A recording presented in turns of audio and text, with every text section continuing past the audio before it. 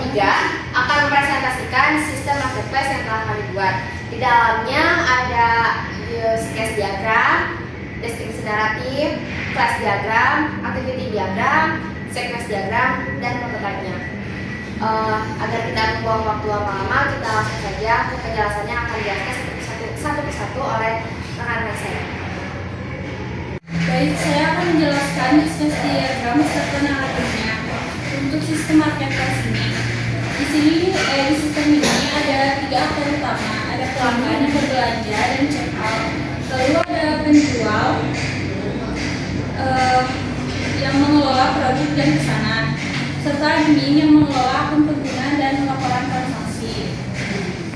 Dari use case diagram ini bisa dilihat pelanggan bisa login, mencari produk, melihat detail, menambah keranjang, lalu check out. Di sini juga ada relasinya, ada extend dan include. Untuk include-nya itu otomatis dari sistem untuk menjalankan memilih alamat dan memilih metode pembayaran. Lalu ada extend juga, itu opsional. Contohnya gunakan voucher dan membatalkan pesanan untuk saat melihat pesanan. Saya akan bahas 4 use case utamanya. Yang pertama ada check out. Pelanggan memilih alamat dan metode pembayaran, bisa pakai voucher. Lalu sistem menghitung total dan memproses pesanan. Kalau voucher tidak valid atau stok habis, sistem akan kasih peringatan sebelum transaksi lanjut. Kedua, mengelola pesanan. Pelanggan ini punya penjual membuka pesanan masuk, mengonfirmasi, memperbarui status jadi diproses, lalu dikirim, dan bisa dimasukkan ke nomor resi. Penjual juga bisa menolak pesanan kalau misalnya stok habis. Lalu selanjutnya yang ketiga, melihat pesanan. Pelanggan bisa cek riwayat dan status pesanannya dan membatalkan pesanan selama belum berstatus dikirim. Selanjutnya yang keempat, mengelola user. Ini tugas admin untuk melihat, mengaktifkan, menonaktifkan, atau menghapus akun pelanggan maupun penjual. Lengkap dengan konfirmasi sebelum tindakan permanen seperti penghapusan. Jadi secara keseluruhan, keempat use case ini saling terhubung membantu kalau belanja. Dari pelanggan check out, penjual proses pesanan, pelanggan bisa memantau atau membatalkan pesanan, dan admin menjaga sistem mengelola akun pengguna. Baik, di sini saya akan menjelaskan tentang activity diagram. Sebelum itu saya akan menjelaskan activity diagram itu apa. Jadi activity diagram itu diagram yang isinya itu berupa aktivitas dari si aktor tersebut. Di sini ada 3 aktor. Yang pertama ada pelanggan, yang kedua ada admin atau sistem, yang ketiga ada penjual. Dimulai dari registrasi dan login dari si pelanggan. Lalu ada decision, login valid, ya atau tidak. Kalau misalkan si loginnya valid, dilanjutkan ke pencarian produk. Lalu setelah pelanggan mencari produk, pelanggan bisa memilih produk. Lalu setelah memilih produk, ada validasi data produk, tersedia atau tidak. Kalau misalkan tersedia, otomatis menambahkannya ke keranjang. Lalu setelah menambahkannya ke keranjang, di sini kita menginput alamat dan pilih metode pembayaran. Dan setelah itu check out, dan sistem akan memverifikasi pembayaran. Lalu di sini ada decision-nya, produk tersedia tidak atau iya. Kalau misalkan tidak ada, sistem akan menolak pesanan. Kalau misalkan iya atau tersedia, sistem melanjutkan ke pembayaran. Lalu setelah melakukan pembayaran, ada decision, pembayaran berhasil, iya atau tidak. Kalau misalkan tidak, pembayaran akan kembali ke si bagian pembayaran tersebut.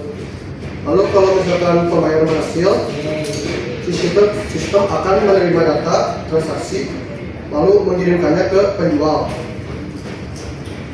Dan penjual di sini akan menerima pesanan Lalu si penjual akan melakukan proses pesanan atau proses packing.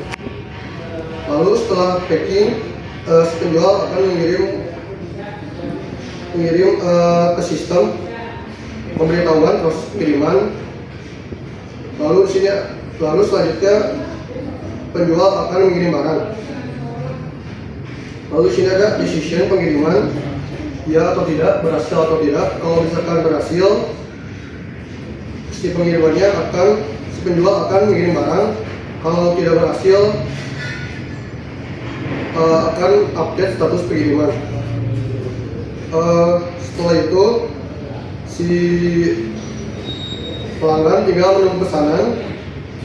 Setelah menunggu pesanan, tinggal terima barang. Setelah sampai barangnya, bisa memberi ulasan. Mungkin segitu aja si activity diagramnya, kurang lebihnya begitu. Sekian. Selanjutnya saya akan menjelaskan kelas diagram dari sistem marketplace yang kami buat. Kelas pertama adalah pengguna. Kelas ini menyimpan data pengguna seperti ID, nama, email, password, nomor HP, dan peran. Peran digunakan untuk sebagai penanda pengguna antara penjual dan pembeli. Metode yang dipakainya adalah login yang digunakan untuk proses masuk ke dalam sistem. Yang kedua ada kelas produk, menyimpan informasi barang seperti ID, nama, produk, deskripsi, harga, stok, kategori, dan status. Metode yang dimilikinya adalah update untuk mengubah data produk dan detail untuk menampilkan detail produk. Lalu yang ketiga ada kelas pesanan, berisi dari transaksi seperti tanggal, total harga, status, alamat, pengiriman, dan catatan. Metodenya adalah hitung total, digunakan untuk menghitung total pembayaran dan batalkan digunakan jika pesanan dibatalkan. Kelas keempat yaitu kelas pembayaran, menyimpan informasi pembayaran seperti metode pembayaran, jumlah, status, dan tanggal pembayaran. Metodenya menggunakan konfirmasi, digunakan untuk mengonfirmasi pembayaran, dan batalkan digunakan jika pembayaran dibatalkan. Dan yang kelima ada kelas ulasan, berisi penilaian dari pembeli terhadap produk seperti rating, komentar, tanggal, ulasan, dan foto. Metode yang digunakan adalah edit untuk mengubah ulasan yang sudah dibuat. Lalu untuk relasinya dari pengguna ke pesanan yaitu 1:0 atau banyak. Artinya satu pengguna dapat memiliki 0 atau banyak pesanan, sedangkan satu pesanan hanya dimiliki oleh satu pengguna. Lalu ada pengguna ke produk yaitu sama seperti tadi 1:0 atau banyak. Artinya satu pengguna atau penjual dapat memiliki banyak produk, tetapi satu produk hanya dimiliki oleh satu penjual. Lalu relasi yang ketiga ada pesanan per produk atau bisa dibilang juga relasi aggregation. Relasinya itu 1:1 atau banyak, yang artinya satu pesanan terdiri dari minimal atau lebih banyak produk, sedangkan satu produk dapat masuk ke banyak pesanan. Ada juga pesanan ke pembayaran yaitu relasinya itu composition atau 1:1. Artinya satu pesanan memiliki tempat satu pembayaran dan pembayaran tidak dapat berdiri sendiri tanpa adanya pembelian. Yang kelima ada produk keulasan 1:0 atau banyak. Artinya satu produk dapat memiliki banyak ulasan, sedangkan satu ulasan hanya dimiliki oleh satu produk. Dan yang terakhir dari pengguna keulasan 1:0 atau banyak, artinya satu pengguna dapat memberikan banyak ulasan, tetapi satu ulasan hanya dibuat oleh satu pengguna. Mungkin cukup untuk yang kelas diagram. Oke, selanjutnya ada sequence diagram. Sequence diagramnya apa? Jadi sequence diagram ini adalah diagram UML yang menunjukkan urutan interaksi antara si aktor sama sistem dari awal sampai akhir saat menjalankan proses. Nah, di sini ada 4 objek, yaitu ada user, itu sebagai pelanggan atau pembelinya. Terus di sana ada sistem, itu tuh si aplikasi marketplace-nya. Terus ada payment gateway, itu pihak yang mengelola pembayaran. Terus ada di sana penjual, yaitu sebagai si tokonya. Terus kita langsung maju ke yang nomor 1, itu ada login. Jadi artinya tuh si user akan mengirimkan email dan password ke sistem untuk melogin. Terus yang keduanya itu ada lihat produk. Artinya itu si user bakal meminta sistem buat nunjukin produk-produknya untuk dilihat. Terus yang ketiga ada tambah keranjang. Artinya ketika si user atau pelanggan ini udah nemu produknya apa dan jumlah totalnya berapa, nanti dimasukkan ke tambah keranjang ini. Terus nomor 4 ada check out. Nah, kalau misalkan udah masuk ke keranjang, lanjut ke check out, si pelanggan bakal mencet tombol check out biar si sistem tuh ngelanjutin prosesnya. Terus setelah check out, nanti kita masuk ke kolom kotak ALT ini. ALT ini artinya berarti ada dua kemungkinan yang dapat terjadi, yaitu yang satu kalau misalkan stoknya tersedia dan kalau stoknya tidak tersedia. Jikalau stoknya tersedia, kita lanjut ke nomor 5, yaitu ada pilih alamat. Jadi nanti si user bakal masukin alamat yang bakal dikirim ke sistem. Terus nomor 6 itu ada pilih metode pembayaran. Setelah masukin alamat, si user atau si pelanggan ini bakal pilih metode pembayarannya mau pakai apa, misalkan QRIS atau misalkan transfer bank dan segala macam. Terus maju ke nomor 7, yaitu konfirmasi. Si user bakal mengklik tombol konfirmasi biar si sistem juga akan melanjutkan proses selanjutnya. Nah, itu kalau misalkan stoknya tersedia. Jika stoknya tidak tersedia, si sistem bakal menampilkan pesanan ke si pelanggan kalau misalkan stok habis atau stok tidak tersedia dan proses tidak bisa dilanjutkan. Nah, kita langsung maju ke nomor 8. Itu tuh kalau misalkan stoknya tersedia, maju ke nomor 8, yaitu adalah request pembayaran. Nah, dari sistem bakal ngirimin data produk bakal ngirimin data pembayaran ke payment gateway. Datanya yang dikirim apa? Yaitu berupa total pembayaran sama metode yang dipilih si user tadi apa, si pelanggan tadi pilihnya metode pembayarannya apa. Lalu kita maju ke nomor 9, itu ada notifikasi pemesanan baru. Dari sistem bakal ngasih notifikasi ke penjual kalau misalkan ini ada pesanan yang harus kamu proses, kayak gitu ke si toko. Supaya si toko juga tahu berarti ada pesanan yang harus saya proses. Dari nomor 10 ada konfirmasi. Dari penjual akan mengkonfirmasi ke sistem kalau misalkan pesanan telah diterima, kayak gitu. Ini juga di dalam ALT berarti ada dua kemungkinan yang dapat terjadi, yaitu kalau misalkan pembayarannya berhasil dan pembayarannya gagal. Kalau misalkan pembayarannya berhasil berarti bakal lanjut ke proses selanjutnya ke nomor 11. Kalau misalkan prosesnya gagal berarti si sistem bakal menampilkan pesan kalau misalkan pembayaran gagal ke pelanggan. Gitu. Terus kita langsung maju ke nomor 11. Kalau misalkan pembayarannya berhasil, si sistem bakal ngupdate status pesanan ke penjual. Misalkan penjual statusnya jadi dikirim atau misalkan diproses kayak gitu. Setelah itu juga nomor 12 ada tampilkan status. Dari sistem bakal nampilin status ke user. Misalkan pesanannya dalam pengiriman atau misalkan sedang diproses. Untuk penjelasan sekuensi diagramnya mungkin cukup sekian. Untuk selanjutnya lanjut ke prototype. Baik, ini adalah prototype yang sudah kelompok kami buat. Nah, ini untuk tampilan awal saat kita masuk ke aplikasinya.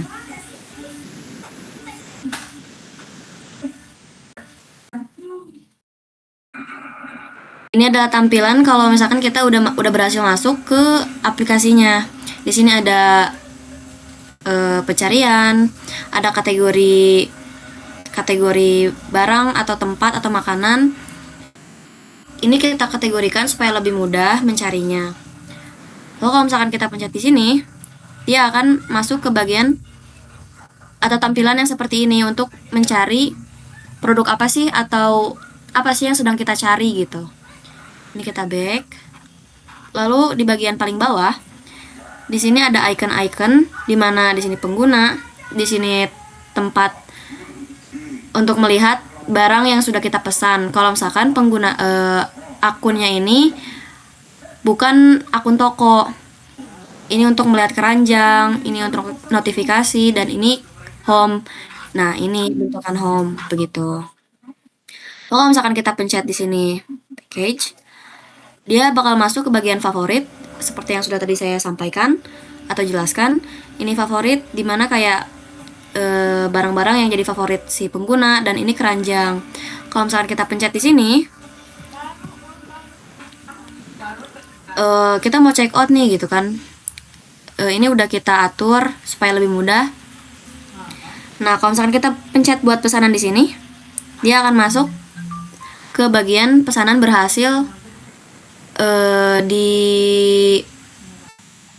dibelanjakan gitu. Kalau kita kembali ke home, dia akan masuk lagi ke home. Nah, di sini ada profil pengguna. Kalau misalkan kita pencet ke setting, kita masuk ke bagian nama toko. Ini sengaja untuk mempermudah aja dulu. Nah, di sini kalau misalkan usernya atau akunnya si toko, dia akan dibedakan seperti nama toko, di sini ada pesanan, dikirim atau sedang diproses, dan rating tokonya. Lalu untuk di package-nya sendiri, dia ada pesanannya. Jadi pesanan barang-barang apa aja sih yang dipesan sama orang-orang gitu.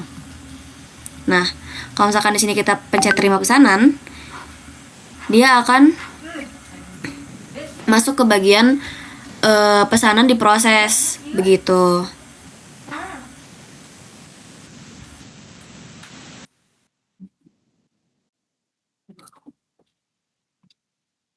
Lalu ini saya kembali lagi ke bagian profil penjual dan di bagian home. Nah, home-nya jadi seperti ini, tidak seperti bagian user atau bukan toko gitu. Mungkin sekian saja penjelasan prototype dari saya. Terima kasih. Nah, jadi dari semua keseluruhan yang tadi kami bahas, kita dapat kesimpulannya. Jadi kesimpulannya, diagram ini menggambarkan sebuah ekosistem bisnis terintegrasi yang menghubungkan proses belanja pelanggan, operasional pelanggan, dan pengawasan admin dalam satu platform yang saling bergantung. Cukup sekian penjelasan sistem marketplace yang kami dapat jelaskan. Mohon maaf bila ada kekurangan dan kesalahan. Wabillahi taufiq wal hidayah. Wassalamualaikum warahmatullahi wabarakatuh.